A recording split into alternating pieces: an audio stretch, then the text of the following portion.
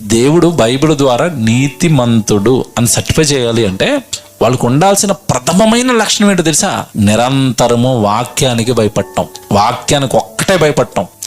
మళ్ళా చెప్తున్నాను, నేను ఇంతకాలం నా మైండ్ చాలా టెన్షన్స్లో ఉంది, హెవీ టెన్షన్స్ చెప్పుకోలేను అవి. నేను ఒక పక్క లక్షల రూపాయలు సంఘం దగ్గర నుంచి తీసుకుని స్థలం ఎప్పుడు కొనాలి, నిర్మాణం ఎప్పుడు జరగాలి, నాకున్న టెన్షన్ అంటే నేను చెప్పుకోలేను. అంతే, చాలా టెన్షన్ పడ్డాను ఇంతకాలం. దేవుడు దాన్ని తీర్చాడు, నాకు అందులో తీసుకొస్తాడు బయటికి.